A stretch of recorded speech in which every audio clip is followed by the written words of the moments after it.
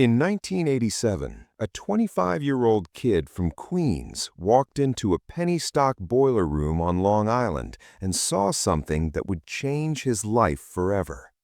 Grown men in cheap suits were screaming into telephones, selling absolutely worthless pieces of paper to strangers, and making more money in a single afternoon than most Americans made in a year. His name was Jordan Belfort.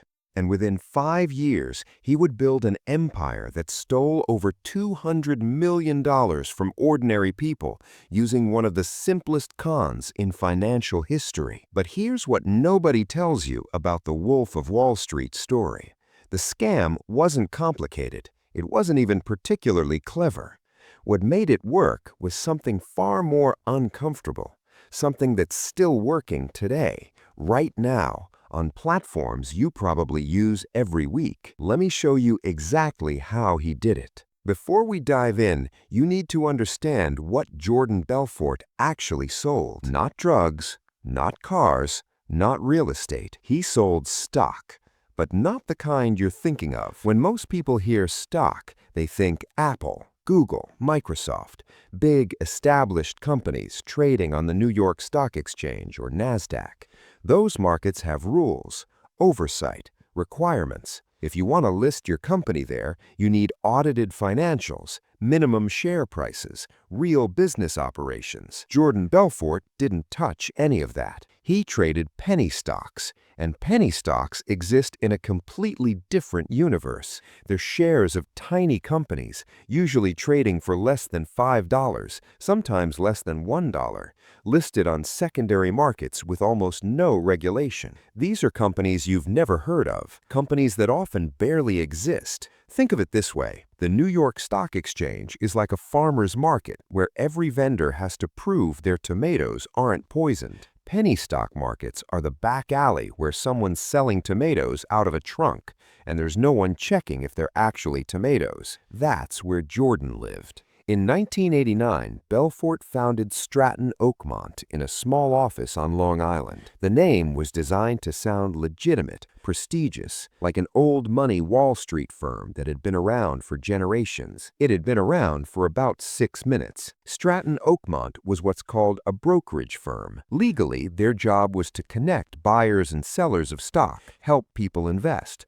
provide financial advice. That's what they told regulators. That's what they told clients. What they actually did was run a pump and dump scheme on an industrial scale. Here's how a pump and dump works, and I mean really works, step by step. Step 1, find a worthless company. And I mean truly worthless. A company with no revenue, no product, no employees, nothing. Sometimes these companies existed only on paper. The official term is a shell company, just a legal entity with a stock ticker and literally nothing else. Step 2, take control of a massive chunk of that company's shares. Belfort and his partners would buy huge positions for pennies or make deals directly with the company owners.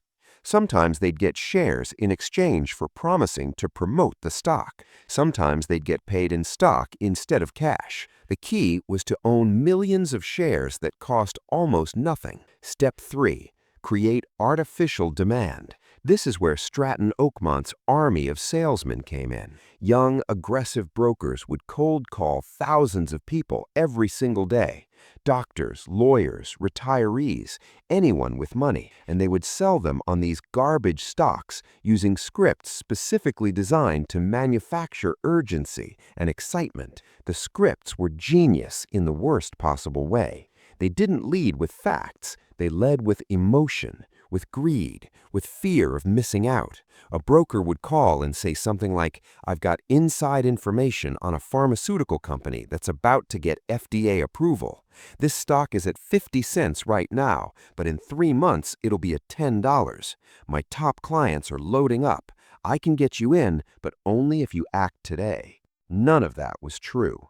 There was no FDA approval, there was no pharmaceutical breakthrough, there were no top clients, but it sounded real, it sounded urgent, and people bought. Step 4, Watch the price rise. When hundreds of people start buying a stock that barely anyone was trading before, the price goes up. Supply and demand. Basic economics. If a stock trading at 50 cents suddenly has 10 times the normal buy orders, it might jump to $1, then $2, then $5. And here's the beautiful part for the scammers.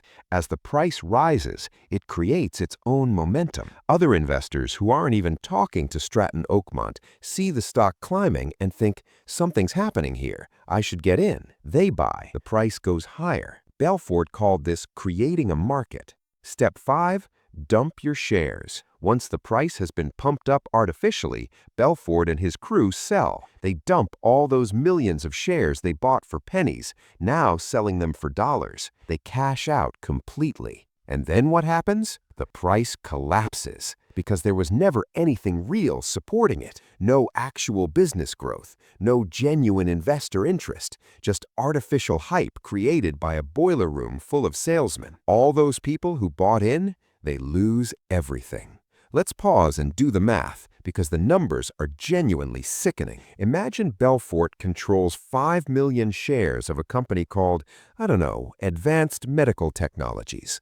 He got those shares for 10 cents each. Total investment, $500,000. His brokers spend 6 weeks cold calling and hyping this stock. They tell people it's the next big thing. They create fake urgency. The stock price climbs from 10 cents to $5. Belfort sells his 5 million shares at $5. That's $25 million. His profit? $24.5 million. And what did he sell? Nothing. No real value was created. No business grew, no innovation happened. He just moved money from the pockets of strangers into his own bank account using psychological manipulation and a telephone. That's the scam. But here's where it gets darker. Stratton Oakmont didn't do this once. They did this dozens of times. Different stocks, same playbook. They had it down to a science. Belfort built an entire culture around it. The office wasn't a normal workplace. It was a frat house meets sales cult meets Wall Street casino. Brokers were incentivized with massive commissions. Make a big sale, you'd get 50% of the commission. In a single week, young guys in their 20s were pulling down $50, $100, $200,000. The top performers got public recognition. They got cocaine. They got parties. They got prostitutes. Belfort literally had a dwarf-tossing competition in the office. This isn't movie exaggeration. This actually happened. Why does that matter? Because Belfort understood something crucial about running a scam at scale. You can't just teach people a technique. You have to make them believers. You have to create an environment where morality doesn't exist, where the only thing that matters is the scoreboard. When you're making $250,000 a month at age 24, you stop asking if what you're doing is wrong. You just want more. The victims were real people. Retirement savings, college funds, money people had spent decades accumulating, gone in a phone call. One of the stocks Stratton Oakmont pumped was called Steve Madden Shoes. That one was actually a real company, which made the scam more effective. Belfort had a deal with Steve Madden himself. He'd get cheat shares before the IPO, pump the price, and sell. When Steve Madden went public in 1993, Belfort owned a secret stake. The stock soared. He made millions. Regular investors who bought in at the peak got crushed when he dumped. And here's the thing that should make your skin crawl. Most of the victims never even knew they'd been scammed. They thought they'd just made a bad investment. They blamed themselves, the market, bad luck. They didn't realize they'd been targeted by a coordinated criminal operation. You might be wondering, how did this go on so long? Stratton Oakmont operated for nearly 10 years, from 1989 to 1998. Nearly 10 years of blatant fraud. Thousands of victims, hundreds of millions stolen. The answer is uncomfortable. The regulatory system wasn't built to catch this. The SEC, the Securities and Exchange Commission, is supposed to police Wall Street, but in the early 90s, they were understaffed, underfunded, and focused on big, obvious fraud. Stratton Oakmont looked legitimate on paper. Licensed brokers, registered firm. They filed the right paperwork. And penny stocks? Regulators barely paid attention. The attitude was, if you're dumb enough to invest in penny stocks, whatever happens to you is your own fault. There's also this. Belfort was smart about boundaries. He never touched blue-chip stocks, never went after institutional investors. He stayed in the shadows of the financial system, in the gray areas where oversight was thin. By the time the FBI got involved, the damage was catastrophic. The FBI investigation started in 1992, but it took years to build a case. Belfort wasn't stupid. He used offshore accounts, shell companies, nominees. He laundered money through Swiss banks. He paid people to take the fall for him. But eventually, the walls closed in. In 1998, Stratton Oakmont was shut down. Belfort was indicted on securities fraud and money laundering charges. He faced decades in prison. And then, he did what every smart criminal does when they're caught. He cooperated. Belfort turned informant. He gave up his partners. He provided evidence against dozens of people in his network. And in exchange, he got a deal. 22 months in federal prison. Not 22 years, 22 months. He served less time than some people serve for marijuana possession. Let's sit with that for a second. Jordan Belfort stole over $200 million from ordinary people. He destroyed lives, ruined retirements, and he served less than 2 years. When he got out, he wrote a memoir. The book became a bestseller. Martin Scorsese turned it into a movie starring Leonardo DiCaprio. The film glorified the lifestyle, the excess, the chaos. Belfort is now a motivational speaker. He travels the world teaching people sales techniques. He charges tens of thousands of dollars for appearances. The people he scammed, most of them never got their money back. There was a restitution order. Belfort was supposed to pay back $110 million to victims. As of 2024, he's paid back less than $15 million. He claims he's broke. Meanwhile, he posts videos from luxury hotels and flies first class. Now here's the part that should genuinely disturb you. The Stratton Oakmont model didn't die with Stratton Oakmont. It evolved. Pump and dump schemes are everywhere now. They've just moved platforms. Think about the last time you saw someone on Twitter or YouTube hyping a cryptocurrency, a new altcoin, an NFT project, a meme stock. This is going to the moon. Get in now before it's too late. That's the same playbook. Some influencer with a large following promotes an asset. Their audience buys. The price goes up. The influencer sells. The price crashes. The followers lose money. It's Stratton Oakmont with an iPhone. In 2021, during the meme stock craze, penny stocks saw a resurgence. Wall Street bets and social media created the same artificial demand Belfort used to create with cold calls. Different tools, same psychology. And here's the kicker. It's not even illegal in a lot of cases. If an influencer says, "I like this coin," without disclosing they own it, that's legal. Unethical, but legal. The SEC has tried to crack down. They've gone after some high-profile crypto pumpers, but enforcement is slow. The market moves fast. So what's the real lesson here? It's not that Jordan Belfort was a genius. He wasn't. The scam was old when he started. Pump and dump schemes have existed for a century. The lesson is that human psychology hasn't changed. Greed, fear of missing out,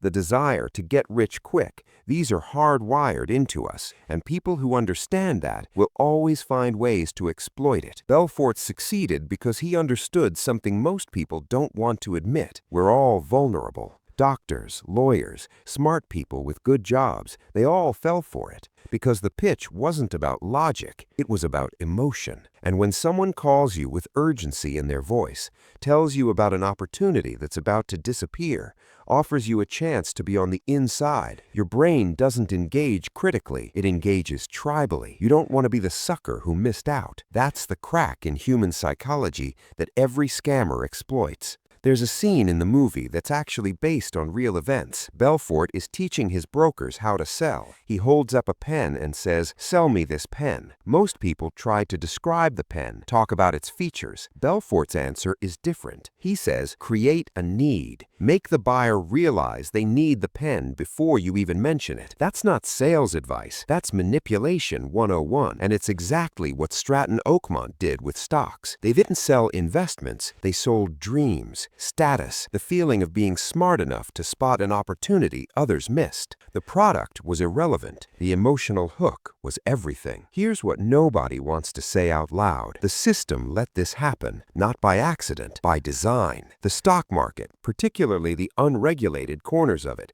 operates on a fundamental assumption: buyer beware. If you're dumb enough to fall for a scam, that's on you. But that assumption breaks down when professional criminals, with teams of salespeople and psychological scripts, target ordinary people systematically. It's not a fair fight. It never was. Belfort had hundreds of trained brokers using proven manipulation techniques on people who were just trying to save for retirement. And when those people lost everything, the system shrugged. The victims didn't get their money back. Belfort didn't serve real time, and the regulatory agencies that were supposed to prevent this, they learned almost nothing. If you look at the financial crisis of 2008, you see echoes of the same dynamics: big institutions selling garbage mortgages to people who didn't understand the risk, rating agencies giving AAA ratings to toxic assets, salespeople incentivized to close deals, not protect clients. Different scale, same DNA. And what happened to the people responsible for 2008? A few paid fines. Almost no one went to jail. The system protected itself. Jordan Belfort was a small-time crook compared to the institutions that crashed the global economy. But his story reveals the same truth. Financial fraud is rarely punished in proportion to the harm it causes. So where does that leave us? Stratton Oakmont is gone. Jordan Belfort is a celebrity. The victims are still broke. But the mechanisms he exploited, the psychological triggers, the regulatory gaps, they're all still here. Every time you see an investment opportunity that sounds too good to be true, remember, someone on the other end of that pitch might be reading a script designed to shut down your critical thinking. Every time you hear about a stock that's about to explode, ask yourself, who's telling me this and what do they have to gain? Every time you feel urgency, that ticking clock pressure to act now or miss out, pause, because that feeling isn't coming from the opportunity, it's being manufactured. Jordan Belfort didn't invent greed. He didn't invent fraud. He just understood that if you combine psychological manipulation with financial complexity, you can rob people in broad daylight and call it business. The uncomfortable truth is, the Wolf of Wall Street isn't a cautionary tale about one bad guy. It's a blueprint that's still being used. The only question is whether you'll recognize it the next time someone tries to use it on you.